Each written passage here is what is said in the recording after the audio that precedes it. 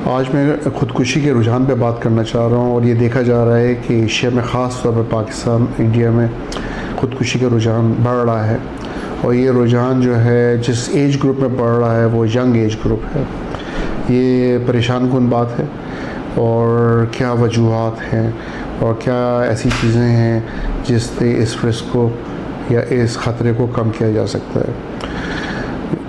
अब ये देखा जा रहा है कि यंगस्टर्स जो हैं उनमें रेजिलियंस या बर्दाश्त की कमी है, सोशल नेटवर्किंग की कमी है कि आपस में दोस्तों से बात करना, फैमिली से बात करना, इसकी जगह स्क्रीन टाइम का ज़्यादा होना या फिर कंप्यूटर में या गेम्स में लगे रहना एक वजह है।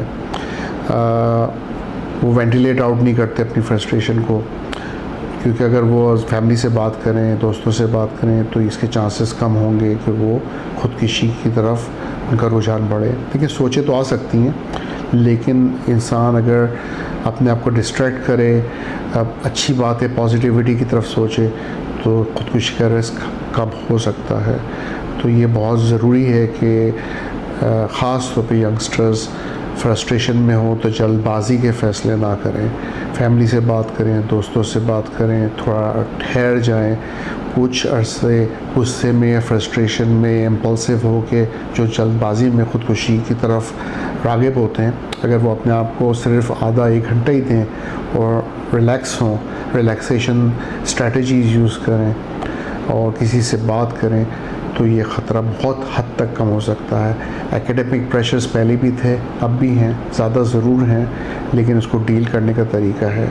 और शायद ये एक वजह होना कि एक अचानक से कोई बर्डन आ जाना या प्रॉब्लम आ जाना या किसी ने बुली कर दिया या कोई ऐसी बात कह दी, उस पर अचानक से फ़ैसला कर देना इस हद तक कि आप ख़ुदकुशी की तरफ चले हैं, ये जो है गलत है, अपने साथ भी और आपकी फ़ैमिली के साथ भी।